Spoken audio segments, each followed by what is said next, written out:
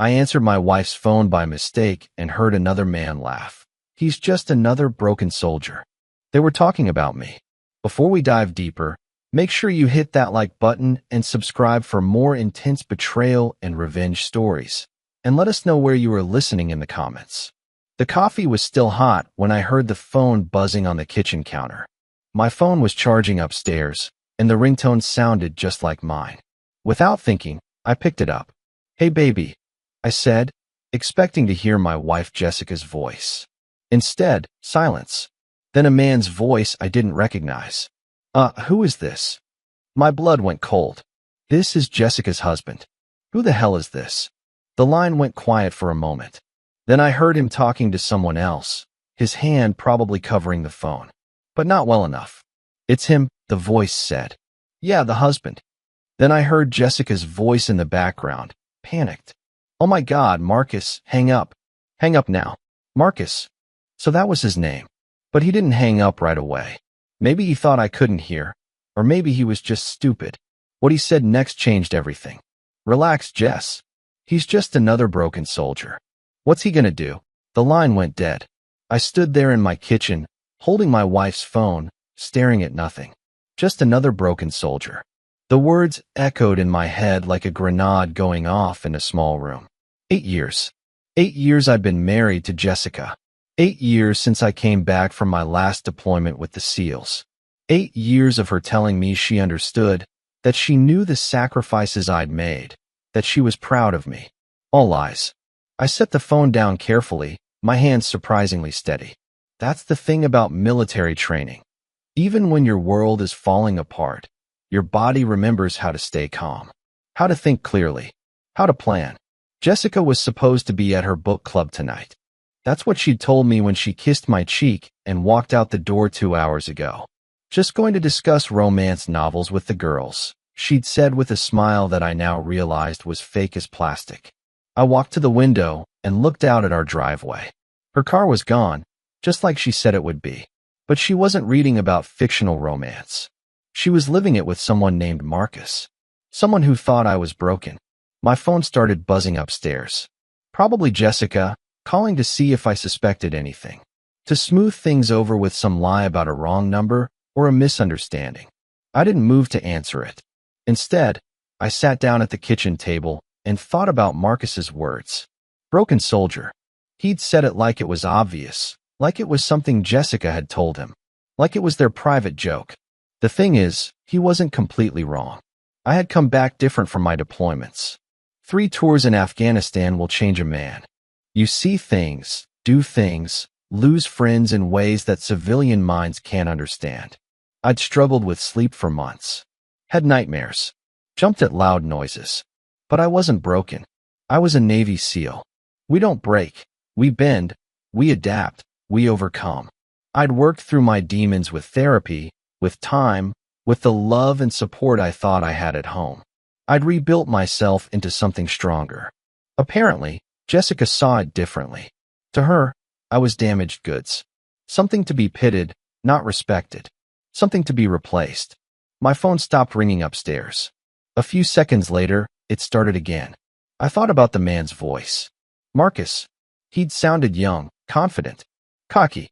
The kind of guy who probably drove a nice car and wore expensive suits and had never spent a day worrying about anything more dangerous than a parking ticket. The kind of guy who would see a combat veteran as broken instead of forged. The phone kept ringing. I could picture Jessica's face right now, probably pale with panic, trying to figure out how much I'd heard, how much I knew. She was probably telling Marcus it was fine, that she'd handle it, that her broken soldier husband wouldn't be a problem. She was wrong about that last part. I wasn't going to yell. I wasn't going to break things or make threats. That's not who I was, and it's not how I was trained. When you're a SEAL, you learn that the most dangerous enemy is the one who stays calm, who thinks before he acts, who plans every move. Marcus thought I was just another broken soldier. He was about to learn the difference between broken and dangerous. The phone finally stopped ringing. The house was quiet again, except for the hum of the refrigerator and the tick of the clock on the wall. Normal sounds of a normal evening in a normal house, where normal people lived normal lives. But nothing about my life was normal anymore. I picked up Jessica's phone again and scrolled through her recent calls. Marcus had called her 17 times in the past week. 17 times that I knew about. How long had this been going on? How many lies had she told? How many times had she kissed me goodbye and gone to him instead? How many times had they laughed about her broken soldier husband? I set the phone back down and walked to the garage. In the back corner, behind some old boxes, I kept a lockbox. Inside was something I hadn't touched in 2 years, a small digital recorder I'd used for mission debriefs back in my active days. Old habits die hard, and sometimes they come in handy. Tomorrow, I'd start gathering intelligence. Real intelligence. The kind that would show Marcus and Jessica exactly what this broken soldier was capable of. But tonight, I had a phone call to make. My old team leader, Chief Petty Officer Mike Torres, lived about 20 minutes away. Mike would understand. Mike would know what to do. Because the one thing Marcus got wrong wasn't just calling me broken. It was forgetting that even broken soldiers have brothers. Mike Torres opened his door before I even knocked. That's the thing about SEALs. We develop instincts that never leave us. He took one look at my face and stepped aside. "Coffee or something stronger?" he asked, leading me to his kitchen. "Coffee's fine." Mike had been my team leader for 4 years. He'd saved my life twice in Kandahar, and I'd returned the favor in Fallujah. When you've bled together, words become unnecessary. He poured 2 cups without asking how I liked it. He already knew. "Jessica?" he asked simply. I nodded. "Found out tonight. Guy named Marcus. They think I'm too broken to be a threat." Mike's jaw tightened. He'd seen what I'd been through coming home, watched me fight my way back to stability. He knew better than anyone that I wasn't broken, just rebuilt stronger. "What do you need?" "Information first. Then we'll see." He disappeared into his den and returned with a laptop. "Marcus got a last name?" I shook my head. "Working on it." Mike cracked his knuckles. "Let's start with Jessica's digital footprint. Social media, email patterns, location data, if she's got it enabled." For the next 2 hours, we worked in comfortable silence. Mike handled the technical side while I focused on behavioral analysis. Jessica's Instagram showed a pattern I'd been too blind to see. Photos at restaurants I'd never been to, tagged locations during times she claimed to be somewhere else, carefully cropped pictures that hid whoever was sitting across from her. "Got him," Mike said around midnight. Marcus Chun, investment banker at Morrison Financial downtown. Married to a woman named Amanda. 2 kids. My blood ran cold. He's married? 3 years. Wife's a pediatric nurse at Children's Hospital. Clean record, no social media drama. Looks like she has no idea. I stared at Marcus's LinkedIn photo. Mid-30s, perfectly styled hair, expensive suit. Everything I wasn't. Everything Jessica apparently wanted instead of the man who'd served his country and come home scarred but alive. "There's more," Mike said quietly. I cross-referenced their schedules. Jessica's book club nights match up with his business trips. When he's supposedly in Seattle or Portland for work, she's at her book club. When he's home, she's home too. The methodical nature of their deception hit me like a physical blow. This wasn't a moment of weakness or a recent mistake. This was calculated, planned, systematic betrayal. "How long?" I asked. "Based on the pattern?" "At least 8 months. Maybe longer." 8 months. While I was working overtime to pay for the kitchen renovation she wanted. While I was planning our anniversary dinner. While I was going to therapy to be a better husband for her. Mike closed the laptop. "What's the play?" I thought about Marcus's wife Amanda, looking at her bright smile and the family photos Mike had found. She deserved to know. But more than that, she deserved proof that couldn't be denied or explained away. I need evidence. Real evidence. Photos, recordings, something concrete. "You want me to call Danny and Rodriguez?" They're both local now. Danny Martinez and Carlos Rodriguez. My old team. Brothers who'd trust me with their lives and expect the same in return. The idea was tempting, but this wasn't their fight. Not yet. This stays between us for now. Mike nodded. "What about confrontation? You could end this tonight." And say what? I know you're cheating? She'll deny everything. Marcus will disappear, and I'll look like the paranoid veteran who can't handle reality. So we make it impossible to deny. I finished my coffee and stood up. I need to get home before Jessica does. She'll be expecting damage control from that phone call. Mike walked me to the door. Ryan, you know this isn't on you, right? Whatever problems you think you have, whatever struggles you've dealt with, none of that justifies this. I nodded, but part of me wondered. Maybe if I'd been different when I came home. Maybe if I hadn't had nightmares those first few months. Maybe if I'd talked more, smiled more, been the man she married instead of the man war had made me. Stop, Mike said, reading my expression. I've known you for 6 years. You're one of the strongest men I've ever served with. If she can't see that, it's her loss. The drive home took 15 minutes. Jessica's car was already in the driveway, all the lights on inside. She'd probably spent the entire evening crafting her story, preparing for questions I might ask about the mysterious phone call. I sat in my truck for a moment, looking at our house.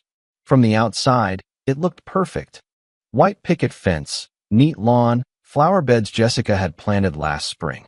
The American dream wrapped up in suburban packaging. All of it built on lies. I walked inside to find Jessica in the living room, still fully dressed despite the late hour. Her eyes were red, either from crying or stress. She jumped up when she saw me. Ryan, I was so worried. Where were you? Went to see Mike. Needed to clear my head after that weird phone call. She visibly relaxed. Oh, that. I'm so sorry, honey.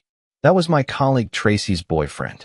She borrowed my phone at book club because hers died, and he called looking for her. When you answered, he got confused and hung up. Tracy was mortified. The lie came so easily, so smoothly, that for a second I almost believed her. She'd had hours to construct this story, to make it believable.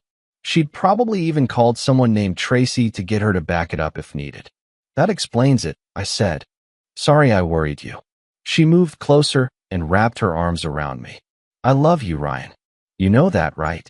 Standing there, holding my wife while she lied to my face, I realized something important. Marcus was wrong about me being broken, but he was right about one thing. He had no idea what I was capable of. I love you too, I said, and kissed the top of her head. Tomorrow, the real investigation would begin. 3 days of surveillance taught me everything I needed to know about Marcus Chen's routine. He left his Westfield home every morning at 7:15, stopped at the same Starbucks on 5th Street, and arrived at Morrison Financial by 8. Lunch was always at Romano's Italian Bistro, the same place Jessica claimed her book club met. What Marcus didn't know was that I'd been watching from the parking garage across the street, documenting every kiss, every intimate touch, every moment that proved their affair was real. But I wasn't the only one who deserved the truth. Amanda Chen worked the day shift at Children's Hospital, finishing at 4:30 each afternoon. I waited in the hospital parking lot, knowing this conversation would either make me an ally or an enemy. When she emerged from the main entrance, I recognized her immediately from the photos Mike had found. She was smaller than I'd expected, with tired eyes and scrubs that had seen a long day. A pediatric nurse dealing with sick children, the kind of person who dedicated her life to helping others. The kind of person who deserved better than a cheating husband. Excuse me, Mrs. Chen? She turned, immediately wary. Smart woman. Yes. My name is Ryan Foster. I think we need to talk about our spouses. The color drained from her face. She knew. Maybe not the details, but somewhere deep down, she knew something was wrong. I don't understand. Your husband Marcus is having an affair with my wife Jessica. I have proof. Amanda looked around the parking lot like she was searching for an escape route. I can't. Who are you really? Are you some kind of private investigator? I'm a Navy SEAL. Or was. And 3 days ago, I accidentally answered my wife's phone and heard your husband call me a broken soldier. She stared at me for a long moment. You're military?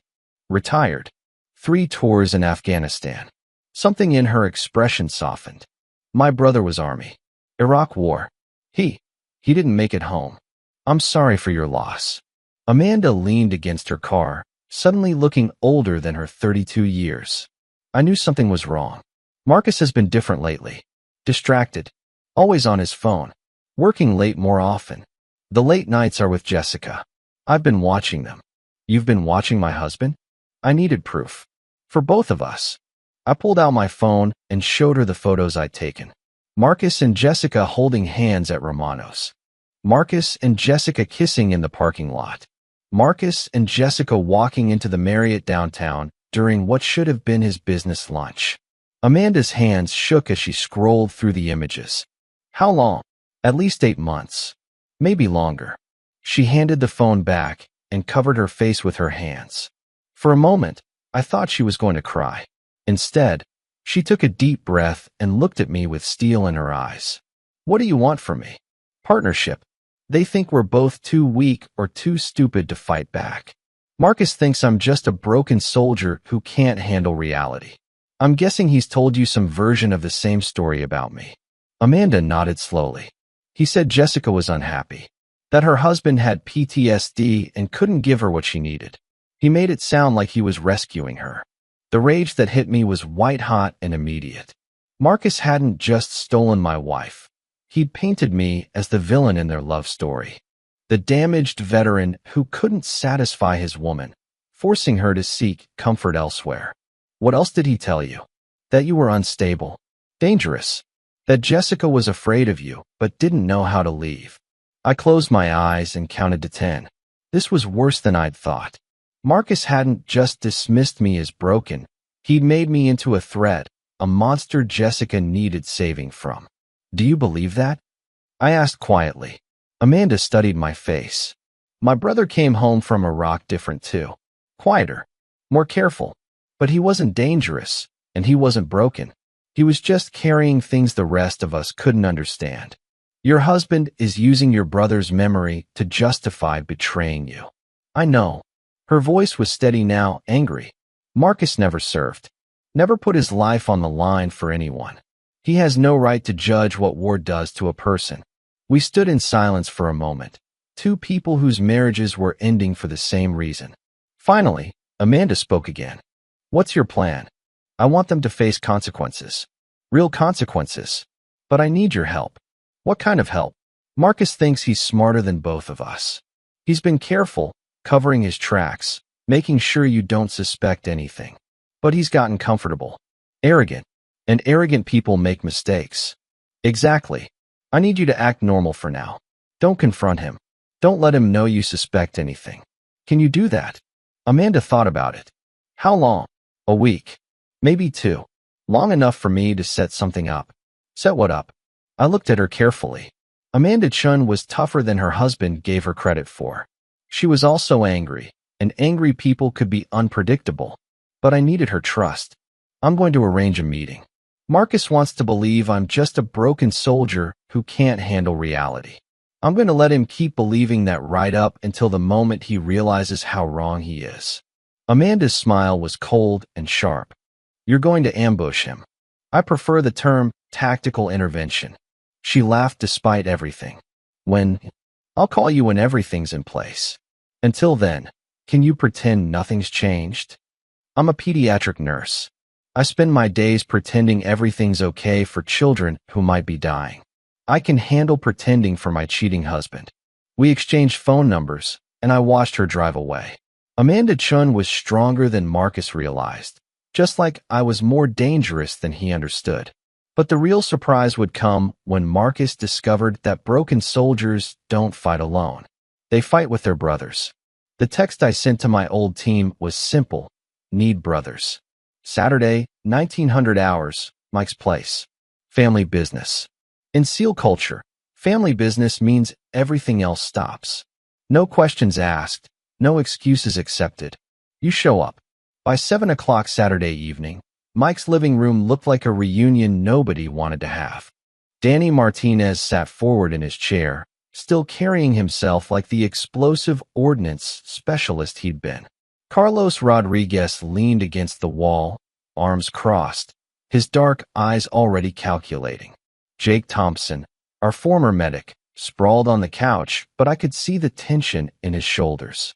These men had saved my life more times than I could count. Now I needed them to help me save what was left of my dignity. Jessica's cheating, I said without preamble. Has been for 8 months. The guy thinks I'm just another broken soldier. The temperature in the room dropped 10 degrees. Name? Danny's voice was flat, professional. Marcus Chun, investment banker. Married with 2 kids. What's the play? Carlos asked. I'd spent 3 days thinking about this moment, about what I wanted from these men who'd followed me into hell and brought me back out. I want him to understand what he's dealing with. Not revenge, justice. I want consequences that fit the crime. Jake shifted forward. You want us to hurt him? No.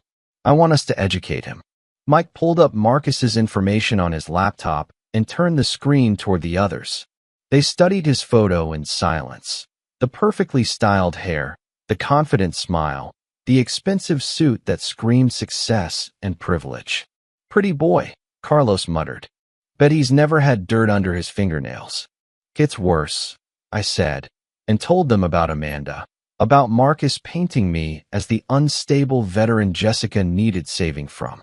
Danny's jaw clenched. He's using your service against you. Making you the bad guy in their story, Jake added. While he plays the hero rescuing the damsel from her dangerous husband, Carlos finished. Mike closed the laptop. So what's the plan? I want to arrange a meeting. Somewhere public, but private enough for a conversation. I want Marcus to see exactly what a broken soldier looks like when he's surrounded by his team. Intimidation? Danny asked. Education? I corrected. Marcus has never faced real consequences for anything in his life. He thinks charm and money solve everything. He needs to understand that some lines you don't cross. Jake rubbed his chin thoughtfully. What about Jessica? That was the question I'd been avoiding. Jessica was my wife, the woman I'd promised to love and protect. Even now, even knowing what she'd done, part of me still wanted to save our marriage. One problem at a time. First, Marcus learns respect. Then Jessica and I have a conversation about truth. And if she chooses him? Carlos asked quietly. Then she chooses him. But it'll be an honest choice, not one based on lies about who I am. Mike stood up and walked to his kitchen, returning with 5 beers. He handed them out in silence, then raised his bottle. To brotherhood. To brotherhood, we responded in unison. Danny took a long drink, then looked at me seriously. Ryan, you know we've got your back on this. But I need to ask, you sure you want to go down this road? Once we're involved, this gets complicated. It's already complicated. Marcus made it complicated when he decided I was disposable. Carlos nodded. Disrespecting one of us is disrespecting all of us. That's how it works. Always has been. Jake agreed. Mike set down his beer. All right, here's what I'm thinking. Romano's Italian Bistro. That's where they meet for their lunch dates. It's public enough to keep things civilized, but private enough for the kind of conversation you want to have. How do we get him there without Jessica? Danny asked. Amanda, I said. His wife. She's going to help us set this up. I explained my conversation with Amanda, how she'd agreed to cooperate, how angry she was about Marcus using her dead brother's service to justify his betrayal. She's military family, Carlos said with approval. She gets it. So Amanda arranges for Marcus to meet her somewhere, but we show up instead? Jake asked. Something like that. I'm still working out the details. Mike pulled out a notepad and started sketching. We need this clean. No witnesses who might misunderstand what they're seeing. No security cameras. No way for Marcus to claim he was threatened or assaulted. Just a conversation, Danny agreed. A very educational conversation. About respect, Carlos added. And consequences, Jake finished. I looked around the room at these men who'd volunteered to stand with me without knowing the details, without asking what it might cost them. Brothers who understood that an attack on one was an attack on all. Marcus thinks I'm broken, I said quietly. He's about to learn the difference between broken and forged. Carlos grinned. Can't wait to see his face when he realizes his broken soldier brought back up. Mike tapped his pen against the notepad. When do you want to do this? Soon. Amanda can't keep pretending forever, and I can't keep watching Jessica lie to my face every day. This week then, Danny said. Wednesday maybe? Middle of the week. Marcus will be comfortable, routine-focused. Wednesday works, I agreed. Jake stood up and stretched. What about afterward? When Marcus goes home to Amanda, when Jessica realizes what happened? That's when the real test begins, I said. Everything else has been preparation. Wednesday is just the opening move. Mike closed his notepad. Then we better make it count. As my brothers prepared to leave, each one clasped my shoulder or shook my hand, silent promises that I wouldn't face this alone. When the door closed behind the last of them, Mike and I sat in comfortable silence. You good with this? He asked finally. Marcus called me broken, Mike. Made Jessica believe I was damaged goods. Turned my service into a weakness instead of a strength. And now he gets to meet the team. Amanda's voice was steady when she called Tuesday evening, but I could hear the controlled anger underneath. It's done. I told Marcus I found some suspicious charges on our credit card and asked him to meet me at Romano's tomorrow at lunch to discuss our finances. He thinks I'm worried about overspending again. He bought it. Completely. He even sounded annoyed that I was bothering him during his workday. Said he'd give me 30 minutes to explain myself. 30 minutes. Marcus Chun was so arrogant, he was putting a time limit on his wife's concerns about their marriage. The disrespect ran deeper than I'd realized. What time? 12:30. Table 7 in the back corner. I made the reservation under my maiden name, Williams. I'd scouted Romano's twice since Saturday. Table 7 was perfect, secluded enough for privacy, but visible from the main dining room. Close to the kitchen exit if things went wrong, but far enough from other diners that our conversation wouldn't disturb anyone. Amanda, once this starts, there's no going back. Are you sure you're ready? A long pause. Marcus spent our entire marriage making me feel small, dismissing my concerns, treating me like a child who couldn't understand grown-up problems. He's been cheating on me for 8 months while I worked double shifts to help pay for his expensive lifestyle. That's not what I asked. Yes, I'm ready. Are your friends coming? My brothers. And yes, they'll be there. Good. Marcus needs to understand that actions have consequences. After hanging up, I called Mike with the final details. The plan was simple. Amanda would leave Romano's claiming she forgot something at work. Marcus would wait for her return, and I'd arrive with my team. No violence, no threats, just a conversation between Marcus and 5 Navy SEALs about respect and accountability. Wednesday morning, I watched Jessica get ready for work with new eyes. She spent an extra 10 minutes on her makeup, chose her most flattering dress, and sprayed on perfume I'd bought her for Christmas. All for another woman's husband. What are your plans today? She asked, kissing my cheek like she had every morning for 8 years. Lunch with Mike and the guys. Probably talk about the old days. She smiled. That sounds nice. You should see them more often. The ease with which she encouraged me to spend time away from home made perfect sense now. Every hour I was with my friends was another hour she could spend with Marcus without questions. I love you, she said, heading for the door. I love you too. The words felt like lead in my mouth. At 11:30, I met my team at Mike's house. We'd all dressed carefully, nice jeans, button-down shirts, the kind of clothes that said responsible civilian rather than dangerous operator. The goal wasn't to intimidate through appearance, but through presence. Everyone clear on the objective? Mike asked as we prepared to leave. Conversation only, Danny confirmed. No physical contact unless he initiates, Carlos added. Stay calm, stay professional, Jake finished. And if he tries to run? I asked. He won't, Mike said confidently. Guys like Marcus don't run. They bluff, they lie, they try to negotiate. But they don't run because running admits guilt. We took 2 cars to Romano's, arriving at 12:20. Through the window, I could see Amanda sitting at table 7, checking her phone. Marcus hadn't arrived yet. At exactly 12:30, a silver BMW pulled into the parking lot.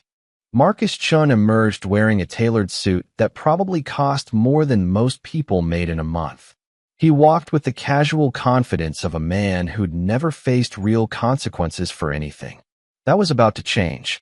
Amanda met him at the door, and I watched them navigate to table 7. Even from a distance, I could see Marcus's body language, impatient, slightly annoyed, checking his expensive watch.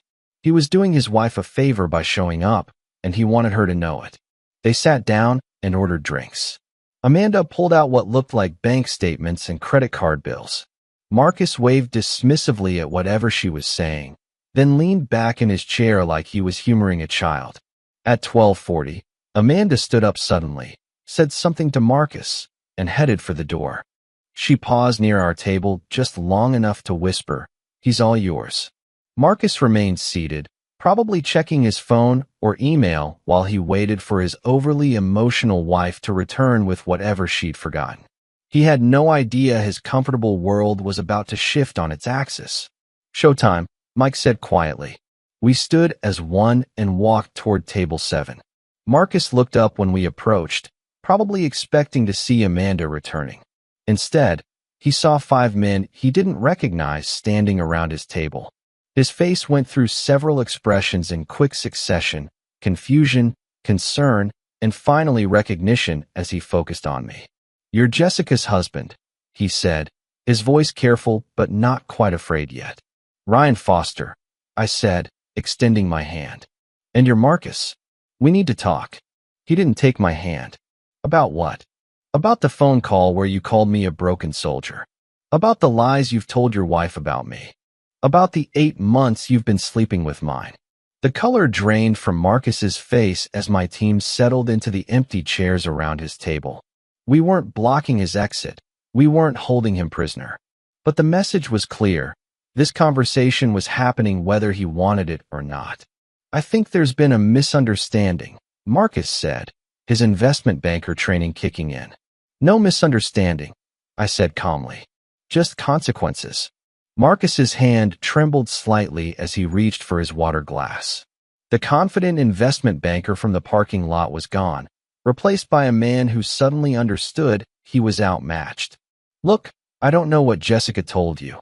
"But Jessica didn't tell me anything," I interrupted. "I heard it from you. Directly. When I answered her phone by mistake, and you called me a broken soldier." Mike leaned forward slightly. "That was your first mistake, Marcus. Underestimating a Navy SEAL." Carlos nodded. "We don't like it when people disrespect our brothers."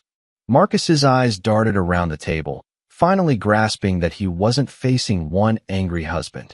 He was facing a unit. "Who are you people?"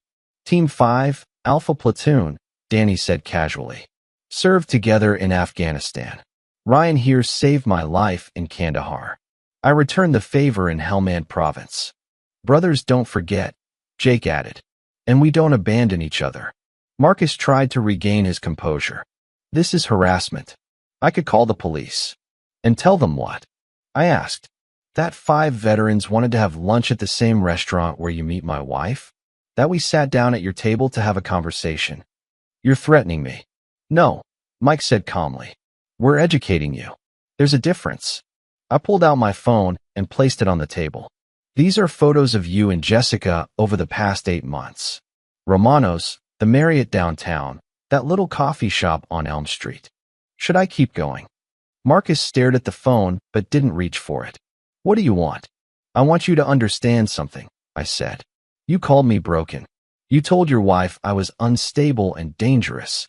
You painted yourself as Jessica's savior, rescuing her from her damaged veteran husband." "That's not. It's exactly what you did," Carlos interrupted. "And that pisses us off." Danny leaned back in his chair. "See, Marcus, guys like you think military service makes us weak. Like we're damaged goods that can't compete in the real world. You think we're broken toys that beautiful women need to be saved from," Jake added. "But here's what you don't understand," Mike continued. "We're not broken. We're forged, tested, proven." I watched Marcus's face as the reality of his situation sank in. He wasn't dealing with one unstable veteran he could dismiss or manipulate. He was surrounded by a team of professionals who'd faced life and death together. "What's your exit strategy, Marcus?" I asked quietly. "My what?" "In business, you always have an exit strategy. A way out when investments go bad. What's your plan here?" Marcus straightened his tie, trying to project confidence he didn't feel. "I'm not admitting to anything. And even if your accusations were true, adults make their own choices. Jessica chose to be with me. Based on lies," Carlos said. "You told her I was dangerous," I continued. "Unstable. A threat she needed protection from. Jessica made her choice based on false information you provided." "That's not how it happened." Danny pulled out his own phone. "Actually, it is. We have audio recordings of your conversations with Amanda. She's been documenting everything since she figured out what was happening." This was a bluff. Amanda hadn't recorded anything. But Marcus didn't know that, and the panic in his eyes told me the bluff was working.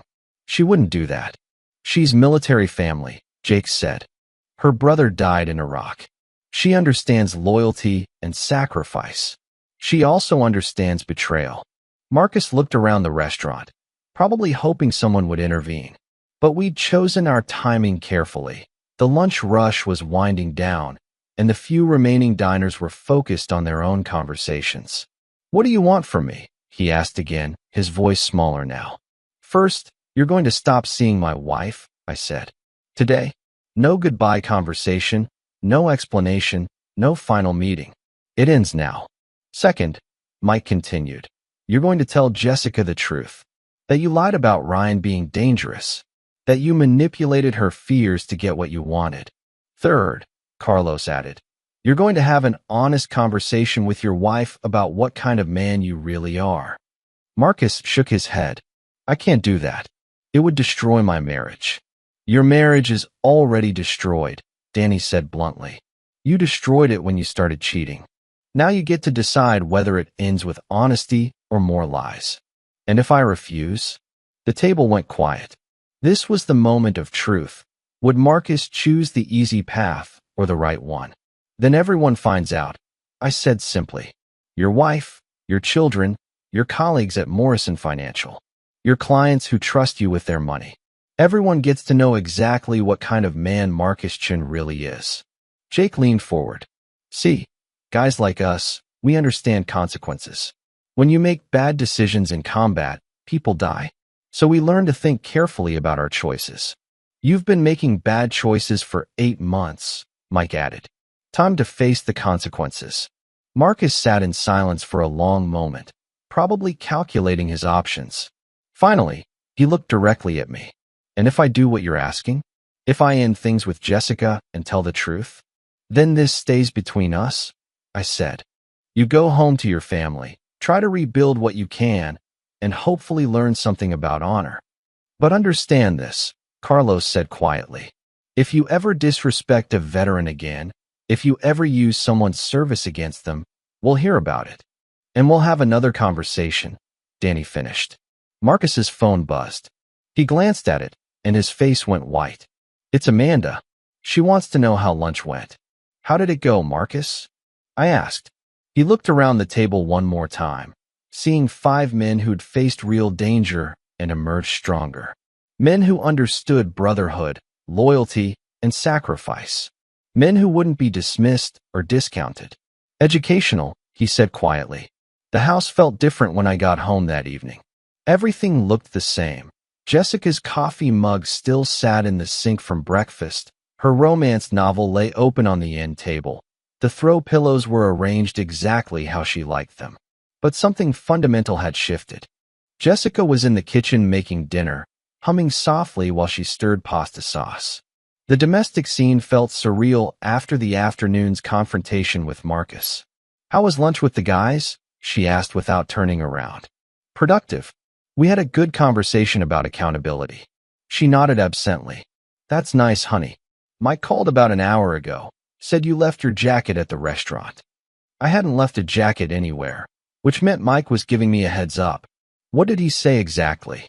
"Just that you might want to call him back." "Oh, and Marcus Chun from Morrison Financial called the office looking for you. Something about investment opportunities." My blood went cold.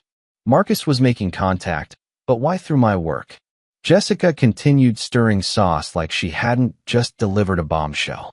Marcus Chin called me at work around 3 o'clock. Your assistant said he seemed urgent, wanted to set up a meeting. Do you know him? This wasn't part of the plan.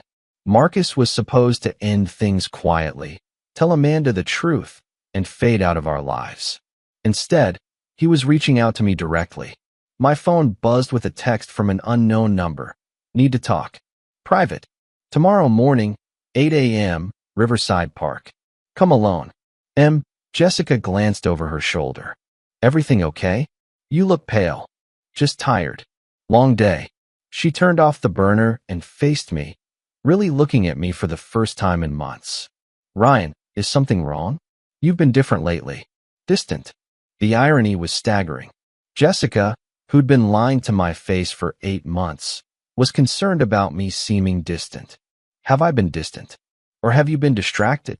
Something flickered in her eyes. Fear, guilt, recognition. What do you mean? This was it. The moment I'd been dreading and preparing for simultaneously. I could continue the charade, wait for Marcus to make his move, hope everything played out according to plan. Or I could force the truth into the open right now. I mean your book club that meets at Romano's Italian Bistro. I mean the late meetings that coincide with Marcus Chin's business trips. I mean the phone call where he called me a broken soldier. Jessica's face went through the same progression I'd seen with Marcus. Confusion, fear, and finally resignation.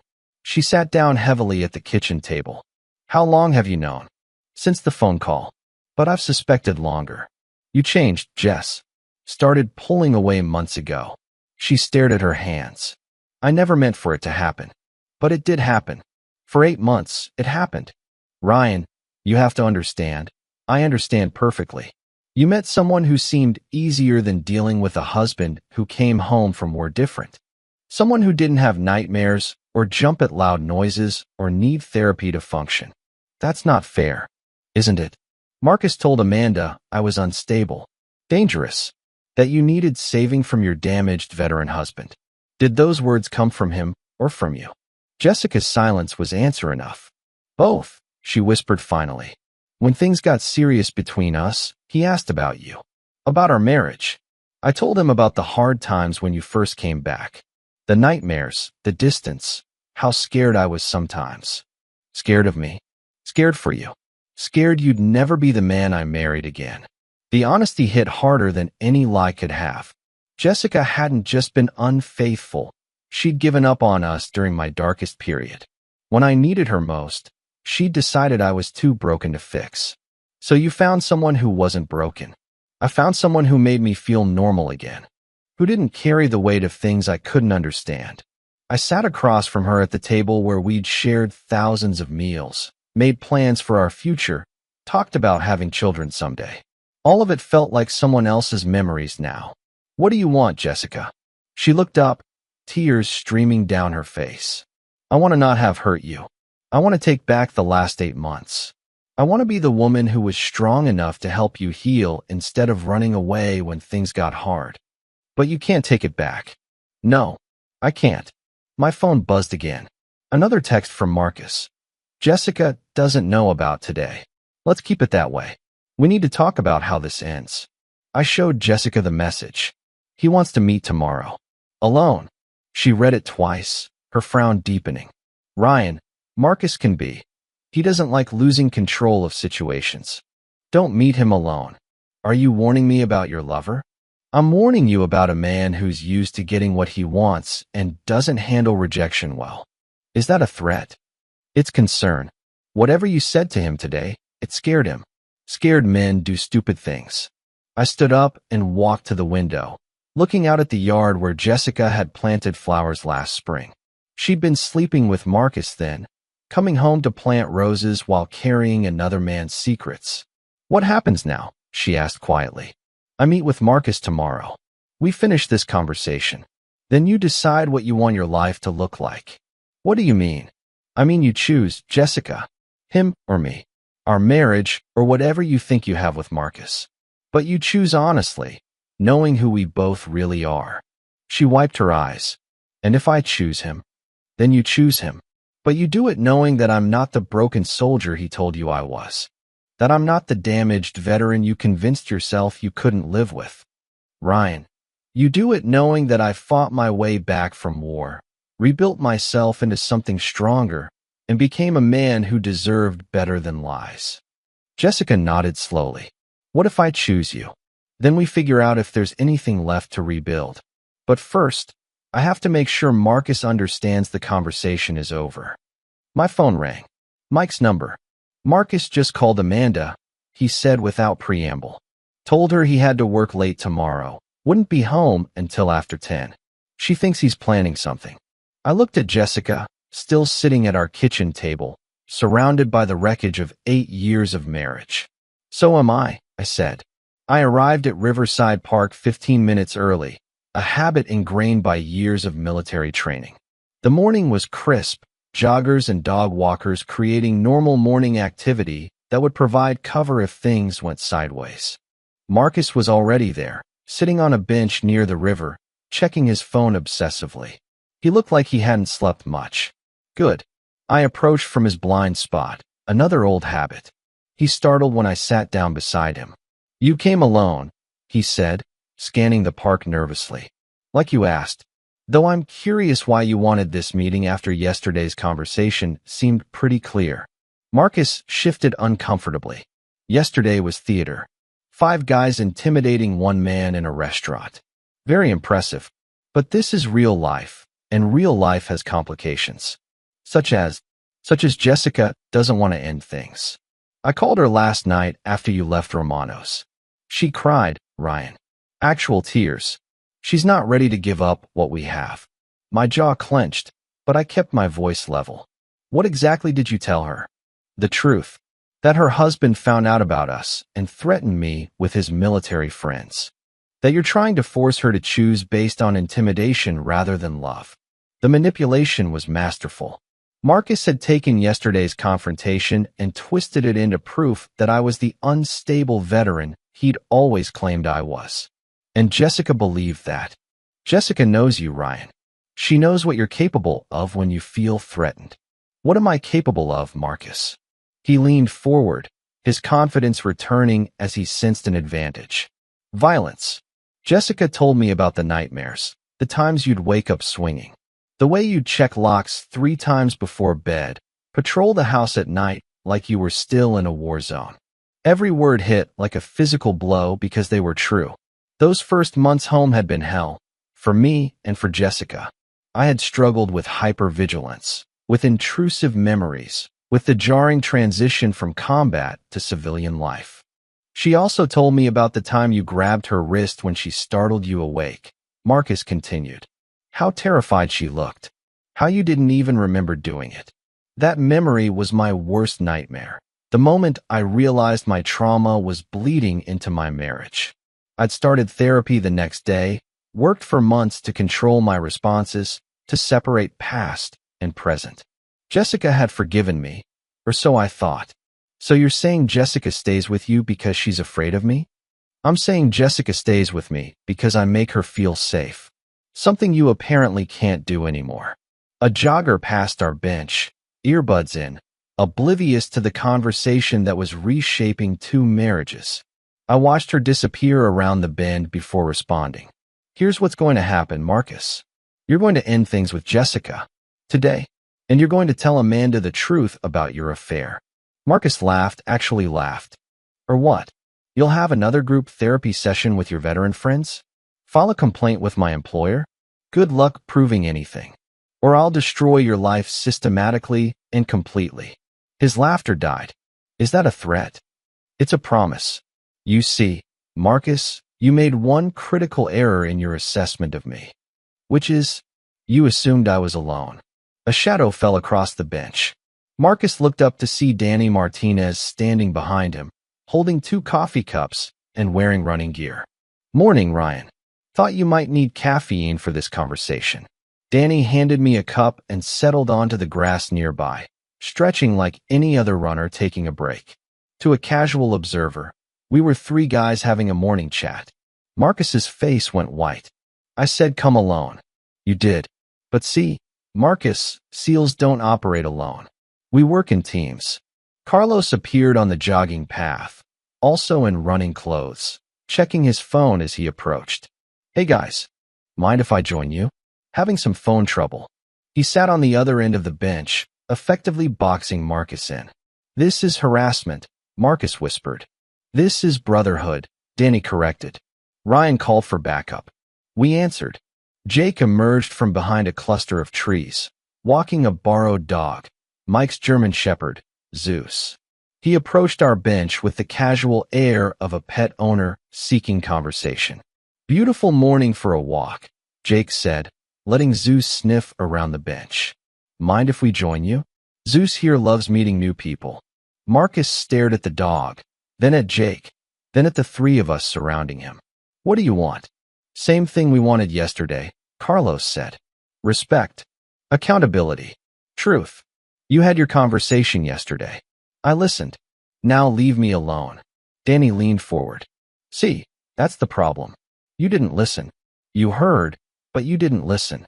Because listening would mean accepting that actions have consequences, Jake added.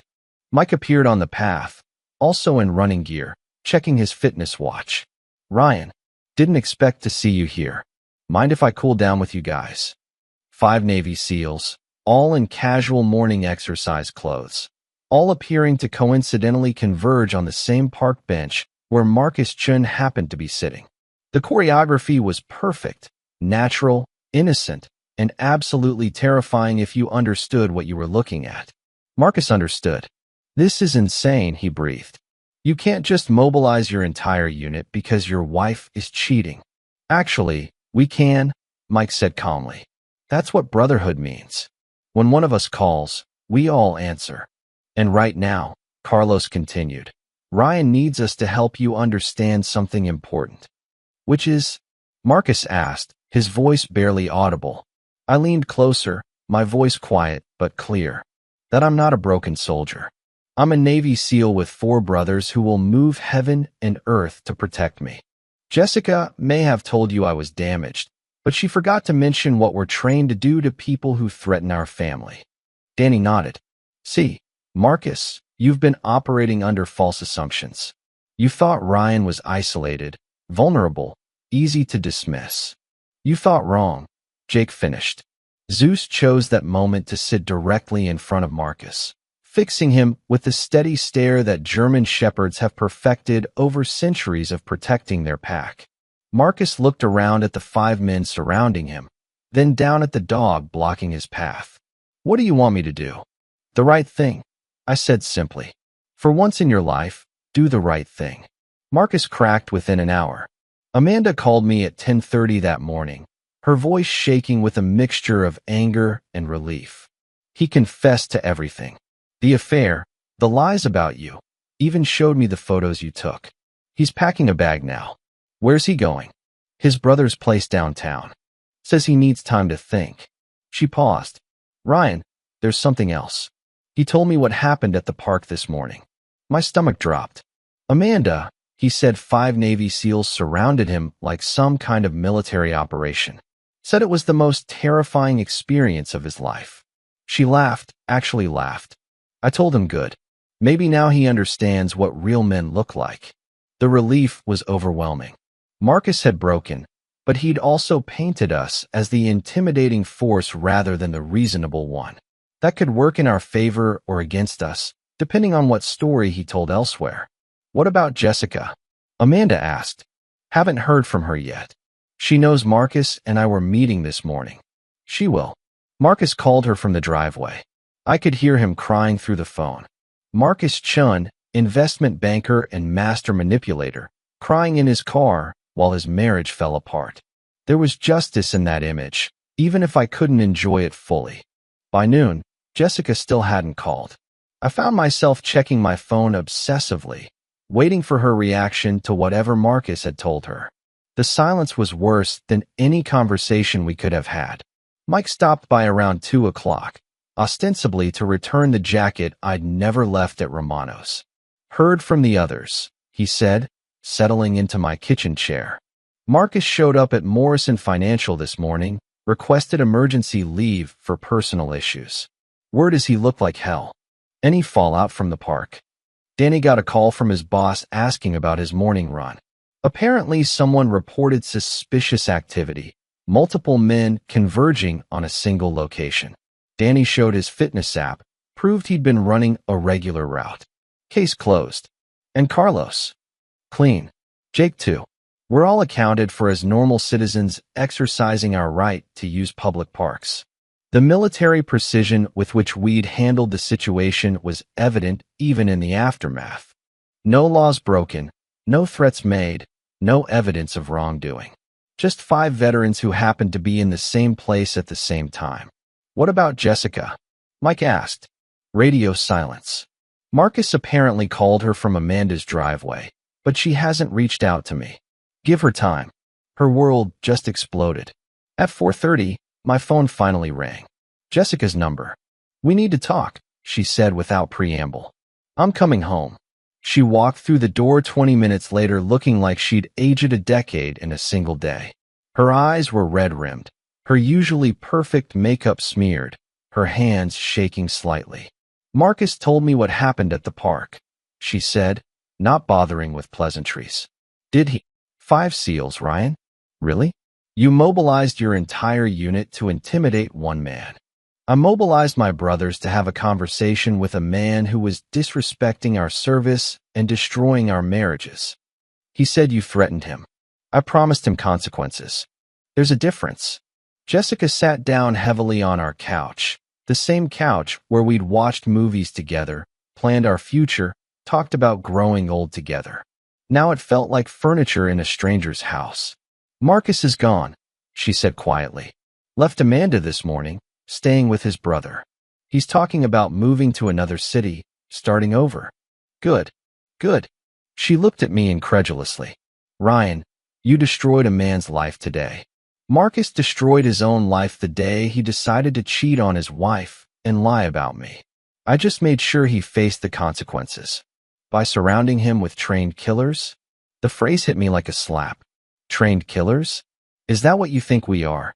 I think you're men who solve problems with violence for years, and old habits die hard. I stared at my wife, seeing clearly for perhaps the first time in our marriage. Jessica didn't just think I was broken, she thought I was dangerous. Not in the way Marcus had claimed, as a manipulation tactic, but genuinely. She was afraid of what I might do. Did we threaten Marcus? He said, did we lay a finger on him? Make any actual threats? Do anything other than talk? Jessica was quiet. Did we even raise our voices? No, but nothing. 5 veterans had a conversation with a man who was using our service records against us. That's all that happened. 5 veterans who showed up armed with military training and coordination to intimidate one civilian. 5 brothers who showed up to support their teammate when he needed them. We sat in silence, the gulf between us wider than it had ever been.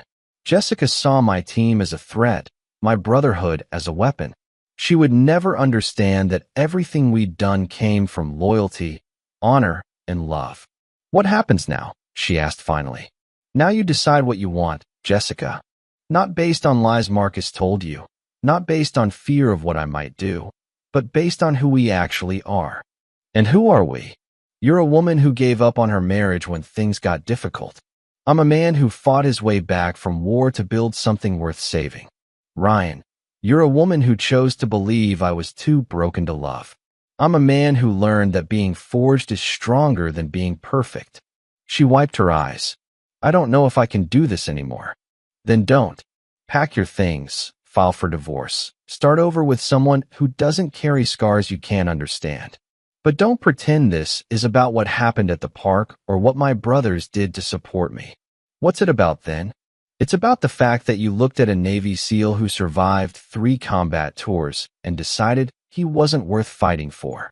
Jessica broke down completely then, sobbing into her hands with the weight of 8 months of lies and betrayal. I watched from across the room, feeling something die inside me that I hadn't even known was still alive. My phone buzzed with a text from Amanda. Marcus filed for divorce this afternoon. Thank you for giving me the strength to face the truth. At least one marriage was ending with honesty. I'm sorry, Jessica whispered through her tears. I'm so sorry, Ryan. So am I said and meant it. 6 months later, I stood in Amanda's kitchen helping her move boxes while her kids played in the backyard. The divorce had been finalized 3 weeks ago, and she was starting fresh in a smaller house across town. You don't have to help with this, she said, taping another box shut. You've done enough. Brothers help each other, I said simply. And that includes the family we choose. Amanda had become something unexpected, a genuine friend forged in the fire of shared betrayal. We'd supported each other through the legal proceedings, the division of assets, the painful process of explaining to children why Daddy wasn't coming home anymore. Jessica had moved out in January, taking only what she needed to start over. The divorce papers cited irreconcilable differences, which was true enough. We'd been incompatible in ways that 8 years of marriage couldn't bridge. She'd tried to reconcile twice in those first months, showing up at the house with tears and apologies. But both of us knew the truth. She would never stop seeing me as broken, and I would never stop knowing she'd abandoned me when I needed her most. Any word from Marcus? I asked, though I already knew the answer. Radio silence since March. His lawyer says he's working in Chicago now, some investment firm. Clean slate, fresh start, all that. Marcus had gotten his wish, a new life away from the consequences of his choices. But running to Chicago wouldn't change who he was or what he'd done. Geography doesn't cure character flaws. Do you miss him? The question slipped out before I could stop it. Amanda considered this seriously. I miss who I thought he was. The man I married. The father I thought my children had. But the real Marcus? The one who could lie to my face for 8 months while I worked double shifts to support his lifestyle. She shook her head. I don't miss him at all. That evening, I met my team at Murphy's Pub for our monthly dinner. It had become a tradition since the divorce. 5 brothers maintaining the bonds that had carried us through war and would carry us through whatever came next. How's the new job? Danny asked, raising his beer. I'd left my old position in March, taking a role with a veterans counseling center, helping other former military members navigate the transition to civilian life, rebuild relationships, find purpose beyond the uniform. Good. Hard sometimes, but good. Yesterday, I worked with a Marine who's been having nightmares since his last deployment. Reminded me of myself 3 years ago. You help him? Carlos asked. I told him what Mike told me when I was struggling, that being forged is different from being broken, that the fire that changes us doesn't have to destroy us. Jake nodded. How many guys you working with now? 15 regulars, maybe 20 drop-ins each month. Most of them are dealing with the same things I dealt with, hypervigilance, relationship issues, feeling like civilians don't understand what we've been through. Do their wives understand? Mike asked quietly. It was the question we all carried. How do you explain to someone who's never been in combat what it means to watch your brothers die? How do you share the weight of decisions made in seconds that haunt you for years? Some do. The strong ones. The ones who choose to learn instead of running when things get difficult.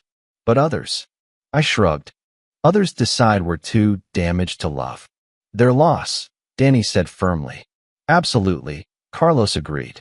Any woman who can't handle a warrior wasn't worthy of one in the first place.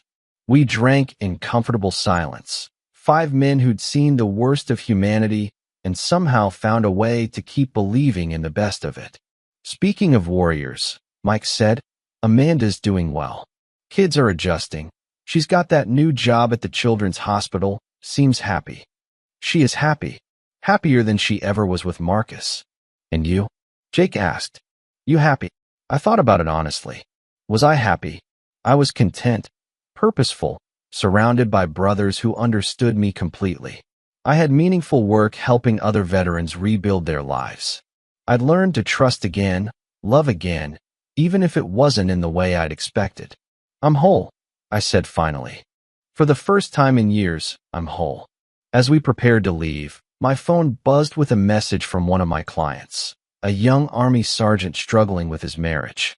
His wife had just told him she was proud of his service, grateful for his sacrifice, committed to helping him heal instead of running from his wounds. Good news, Mike asked, noticing my smile. The best kind. Sometimes love wins. Walking to my truck, I thought about the lesson I'd learned from the wreckage of my marriage with Jessica. Some people see scars and think broken. Others see scars and think survivor. The difference isn't in the scars themselves. It's in the eyes looking at them. Marcus had called me a broken soldier, and for a moment, Jessica had believed him. But my brothers saw something different. They saw a warrior who'd been tested and proven, forged in fire, and emerged stronger. The truth is, we all carry scars. Veterans carry them from war, but civilians carry them too, from loss, betrayal, disappointment, fear. The question isn't whether we'll be wounded in this life. The question is what we'll do with our wounds. Some people let their scars make them bitter, isolated, afraid to trust or love again. Others let their scars become proof of their strength, evidence that they can survive anything and still choose hope.